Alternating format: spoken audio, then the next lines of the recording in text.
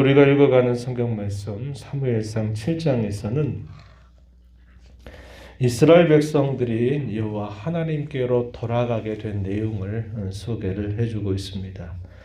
우리가 앞서서 여러 장을 통해 살폈던 내용들을 통해 우리는 하나님은 거룩하신 분이시다. 하나님은 때로 전쟁하시는 분, 자기 백성들과 싸우기도 하시는 분이시다 라는 사실을 우리가 함께 살펴보았습니다.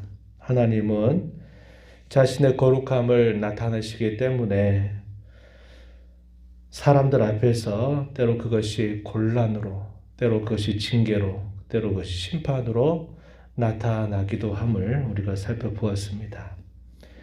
이 하나님의 거룩하심이 이스라엘 백성들에게는 어떻게 나타났는지를 우리가 살펴보았는데, 이스라엘 백성들의 문제는 블레셋과의 전쟁을 수행하게 될 때 하나님을 그저 이용해 먹으려고 하는 태도를 가진 겁니다. 하나님이 뭘 원하시는지, 그분과 실제적인 인격적 관계가 아직 회복이 되지도 않은 채 언약궤만 가지고 나가면 예전처럼 무조건 승리할 것이다 라고 생각을 했다가 전쟁에 나가서 오히려 큰 패배를 당하고 이 언약궤까지 빼앗기게 되는 수치를 겪게 되었습니다. 또 베세메스 지역으로 이 언약궤가 들어오는 이 과정에서도 이 베세메스 사람들에게 하나님의 무서운 심판이 임하게 된 것을 우리가 기억하죠. 언약궤 안에 들여다보다가 결국 그것으로 인해서 이 베세메스 사람들을, 참 많은 사람들이 심판을 당하게 된 그 사건을 보면서 이 베세메스 사람들이 하나님을 향해서 뭐라고 말하냐면, 거룩하신 하나님 여호와 앞에 과연 누가 서겠는가, 이렇게 말을 하면서 자신들 곁에 있었던 이 언약궤를 기럇 여아림이라고 하는 곳으로 옮겨가게 됩니다. 그리고 거기서 20년 동안이나 그 언약궤가 거기에 머물게 되는 일이 발생하게 되죠. 또 반면에 대적자들, 이 블레셋 사람들을 향해서 하나님은 어떻게 그분의 거룩하심을 나타내시는가. 이 블레셋 사람들은 자신들이 전쟁에 승리한 것이 자신들이 믿는 신이 더 강한 신인 줄로 알고 여호와 하나님의 궤를 자신들의 승리의 전리품으로 여기게 되다가 7개월 동안이나 무서운 심판을 그들이 당하게 된 겁니다. 주요 도시에 가는 곳곳마다 거기에 아주 극심한 전염병이 돌게 되면서 많은 사람들이 죽음을 당하게 되니까 안 되겠다. 우리가 더 이상 이 언약궤, 법궤를 여기 두었다가는 여기 온 백성들이 다 죽겠다, 이렇게 생각을 하고서는 7개월 만에 다시 이 언약궤를 이스라엘에게 돌려보내는 일을 하게 된 겁니다. 이걸 통해서 하나님은 그분이 거룩하신 분이다. 대적자들을 향해서도 하나님의 백성들 앞에서도 결코 무시를 당하거나 경히 여길 만한 분이 아니라고 하는 사실을 분명하게 나타내신 것입니다. 그리고 이 하나님은 20년 동안이나 그 백성들의 중심으로 들어가지 못할 만큼 기다리게 하신 것입니다. 아직 때가 되지 않았다, 이 말이죠. 오늘 우리가 읽은 본문 1절과 2절 말씀에 보면은 하나님께서 기다리신 겁니다. 그 백성들의 중심으로 들어가기까지 무려 20여 년이라고 하는 시간을 기다리신 거예요. 1절 말씀에 보면은 기럇 여아림 사람들이 와서 여호와의 궤를 옮겨 산에 사는 아비나답의 집에 들여놓았다. 그리고 거기에 20년 동안이나 있게 되었다라고 말합니다. 그런 과정에서 이스라엘 백성들에게 어떤 마음이 생기냐면 여호와 하나님을 사모하는 마음이 생긴 겁니다. 하나님이 와서 우리를 다스려 주시기를 바란 것이죠. 블레셋 나라가 큰 심판을 겪었지만 그것이 민족 전체를 망하게 하는 그런 심판이 아니고 그들의 죄악과 교만에 대하여 하나님이 심판하신 일이어서 7개월 동안 그들이 많은 사람들이 죽음을 당하게 되지만 그 이후에는 또다시 회복되는 그런 과정이 있었을 겁니다. 그리고 끊임없이 이스라엘 백성들에게는 두려움의 대상이 되었던 것입니다. 이스라엘 백성들은 언약궤가 있어야 할 자리로 돌아오지 못하고 여전히 있는 것을 보면서 여호와 하나님을 사모하는 마음을 갖게 되었다. 이렇게 표현하죠. 2절 끝부분에 이스라엘 온 족속이 여호와를 사모하니라. 그렇게 20년 세월이 흘러가고 난 다음에 사무엘이 이제 이스라엘 백성들을 향해서 말합니다. 너희가 만약에 여호와 하나님을 그렇게 사모한다면 너희가 먼저 할 일이 있다. 그것이 뭐냐면 너희가 여호와께로 돌아와야 된다. 이것을 가르쳐 줍니다. 이 내용이 3절 4절에 보면은 뭐라고 표현되냐면 만일 너희가 전심으로 여호와께 돌아오려거든 첫 번째 제해라 제거해라 이렇게 말합니다. 두 번째로 여호와 하나님만을 섬겨라. 그렇게 한다면 하나님께서 너희를 블레셋 사람의 손에서 건져 내어주실 것이다. 이렇게 말합니다. 제거할 대상이 뭐냐면 그들 가운데 있는 우상들, 이방의 신들과 아스다롯을 너희 중에서 제거해라. 또 너희 마음을 여호와께로 향해서 그만을 섬겨라. 그러면 너희가 블레셋 나라로부터 구원을 받게 될 것이다. 이렇게 사무엘이 그 백성들에게 이야기합니다. 한마디로 뭘까요? 회개를 촉구하는 것입니다. 섞여 있어서는 안 될 것들이 그들에게 오랫동안 섞여 있음에도 불구하고 그것을 큰 문제의 원인으로 여기지 않았던 겁니다. 영적인 무지와 목매 가운데 그들이 참으로 많은 시간들을 보내왔어요. 자기들의 삶의 일부처럼 녹아있는 우상 숭배한 그 마음, 하나님과 우상을 함께 섞였던 그 섞여있는 마음, 이것을 너희가 먼저 제거하고 깨끗이 하여야 된다. 이렇게 이야기합니다. 하나님이 이방 신들을 섬기듯이 그저 재물을 가져다 주고 제사를 드리면 모든 게 다 무마되는 것이 아니고 하나님 무엇보다도 온 마음과 충심을 받으시기 원하시는 분이다. 하나님 외에 다른 것들을 더 조금이라도 위하는 마음이 있는 것을 하나님 결코 기뻐하시는 분이 아니다. 오직 하나님은 한 마음, 온전한 마음을 하나님은 바라시는 분이다. 이 사실을 그들에게 가르쳐 주는 겁니다.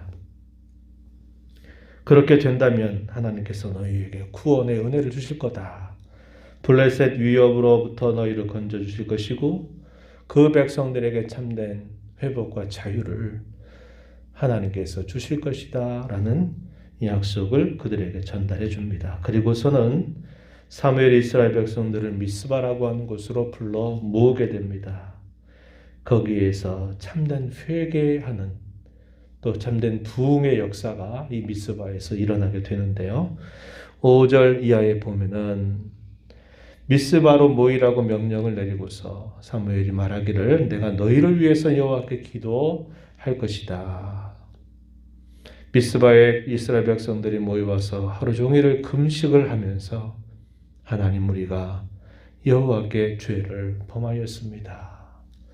지난날 그들이 하나님을 떠나고 머지 목매 가운데 그들이 하나님을 업신여기고 또 하나님을 향하여 온전한 마음을 갖지 않았던 그들의 죄악에 대하여 하나님이 하나님 앞에 자신들의 죄를 고백하고 금식하고 회개하며 자신들의 모든 죄를 아뢰게 된 것입니다. 그리고 어떻게 하느냐? 9절 가서 보면 온전한 번제를 사무엘이 그곳에서 하나님께 올려드리게 됩니다. 9절에 보면은 사무엘이 젖먹는 어린 양 하나를 가져다가 온전한 번제를 여호와께 드리고 이스라엘을 위하여 여호와께 부르짖었더니 여호와 하나님께서 그 번제를 받으시고 응답하셨다라고 이야기를 해주게 됩니다. 그런 과정에서 이 소문이 블레셋 사람들에게 들리게 되면서 블레셋 사람들이 이때다 생각하고는 군사들을 데리고 와서 미스바에 모여있는 이스라엘 백성들을 치려고 공격을 해오게 되는 겁니다. 그런 상황 속에서 하나님이 어떤 기적을 나타내 주시냐면 10절에 보니까 하나님이 이 블레셋 사람들에게 큰 우레를 발하여 그들을 어지럽게 하셨다라고 이야기합니다. 이 큰 우레를 내리는 것은 고대 근동 사회에 있어서는 신들이 저주한 것, 심판을 한 행위로 받아들여지게 되는 사실이었어요. 큰 우레가 블레셋 군사들 위에 내리게 되니까 이들이 어쩔 줄 몰라서 혼란스러워 하다가 결국 이스라엘에 패하게 되는 것입니다.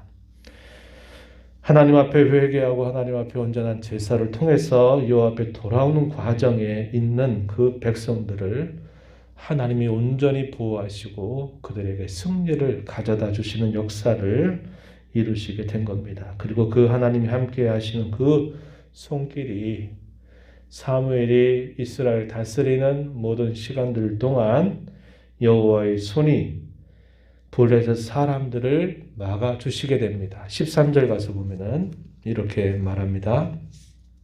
중간 부분에 보면은 여호와의 손이 사무엘이 사는 날 동안에 블레셋 사람을 막으셨다 이렇게 표현을 해주고 있습니다. 사무엘은 이런 하나님의 일하심을 보면서 하나님은 에베네셀의 하나님이시다 이렇게 고백을 하고 있죠. 12절 보면 사무엘이 돌을 취하여 미스바와 센 사이에 세워 이르되 여호와께서 여기까지 우리를 도우셨다 하고 그 이름을 에벤에셀이라 하니라. 도움의 돌이라는 의미도 갖고 있고 이제까지 하나님이 우리를 도와주셨다. 그런 하나님이시다 라고 그 백성들에게 가르쳐 주게 된 겁니다. 그뿐만이 아니었어요. 블레셋 사람들에 의해서 빼앗겼던 영토를 크게 회복하는 역사가 있었습니다. 14절에 보면은 에그론부터 가드까지 이스라엘에게 회복이 되는 역사가 있었고 그 사방 지경을 블레셋 사람들의 손에서 다시 찾게 해주십니다. 그리고 이 블레셋 나라는 이스라엘이 더 이상 넘볼 수가 없었고 또 그 다른 민족 아모리 사람들에게 있어서는 평화가 정착되도록 하나님께서 역사를 하셨다고 말해줍니다. 14절 하반절에 또 이스라엘과 아모리 사람 사이에 평화가 있었다 이렇게 말하죠. 사무엘이 끊임없이 그 백성들을 다스렸다고 이야기를 해주는 말씀 15절부터 마지막 절까지 주어집니다. 이걸 통해서 하나님이 그 백성들의 중심으로 돌아오게 된 사실들을 이야기해 주는 겁니다. 오늘 저와 여러분이 이 말씀을 보면서 곤란과 그 큰 위기 가운데서 그 원인이 무엇인지 그리고 어떻게 우리가 하나님 앞에 진정으로 돌아가야 될지 그것을 오늘 말씀을 통해서 우리가 확인해 보게 됩니다.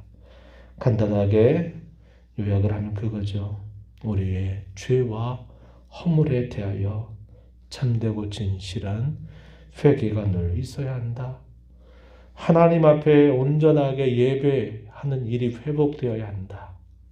회개와 온전한 예배 이것이 우리에게 반드시 회복되어야 한다. 이것을 가르쳐 주고요. 또 하나는 아스다롯 바알과 아스라롯을 제거하라 하는 그 말을 듣고서는 그들이 그 자리로부터 떠나게 되는 삶에 대한 결단 이것이 그들에게 있었다고 하는 겁니다.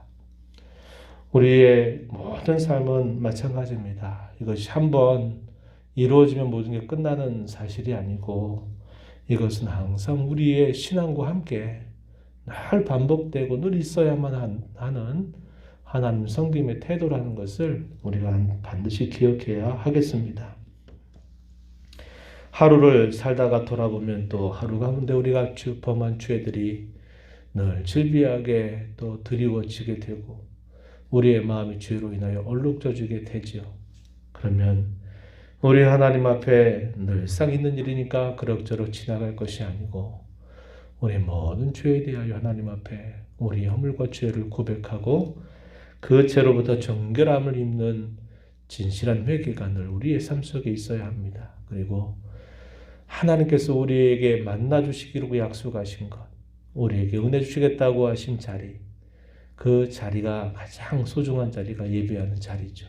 그 예배하는 자리를 내가 늘 사모하고 내가 어떤 형편들 속에서도 그 자리를 내가 지켜나가야 되겠다 하는 이런 마음가짐이 있어야 됩니다. 그리고 내 삶 속에서 회개한 잘못에 대해서 나를 끊임없이 괴롭히고 나를 쓰러뜨리고 약화시키는 그런 모든 문제로부터 떠나는 자세를, 결단한 자세를 반드시 가져야만 한다고 말하는 겁니다. 그럴 때 우리는 우리 하나님 우리 마음의 중심에 모시고 하나님의 보호하심과 구원의 은혜를 힘입어 살게 된다는 것을 배우게 됩니다. 이런 말씀들을 마음에 새긴 자로 저와 여러분의 남은 삶, 이 하루도 힘써 살아가게 되기를 축복합니다.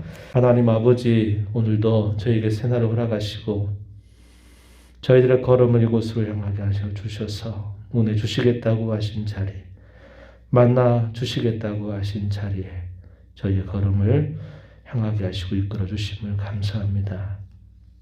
하나님은 거룩한 분이어서 우리가 하나님을 가벼이 대하거나 우리의 마음을 숨기거나 속여서 하나님 앞에 우리가 섬겨갈 수 없는 자임을 다시 한번 말씀을 통해서 배웁니다. 대적자들에게도 하나님이 거룩하심을 나타내서 심판을 행하시지만 자기 백성들이 하나님을 홀대하고 경히 여기는 것들에 대하여서도 하나님은 반드시 징계하시는 분이신 줄을 저희가 다시 배웁니다. 오랜 기간 동안 하나님이 그 백성들 가운데 거주할 수 없으셔서 기다리셨을 때 이스라엘 백성들이 참으로 돌아가는 길은 그들의 죄에 대한 진정한 회개와 돌이킴, 하나님을 향한 온전한 제사의 회복, 그들의 삶의 헌신에 분명히 있음을 보여주신 대로 이 땅에 사는 동안 하나님의 자녀로 살아가는 저희들의 모든 삶이 늘 잠든 회개의 삶, 예배를 사모하는 마음, 우리의 삶을 하나님 앞에 늘 돌이키기를 결단하고 힘써가는 삶을 잘 살아가는 저희들 되도록 인도해 주옵소서. 은혜의 보좌 앞에 나와서 아버지 은혜를 구하는 모든 심령들의 간구를 귀 기울여 주시고 응답하여 주시기를 간절히 바라며 예수님 이름으로 기도하옵나이다. 아멘.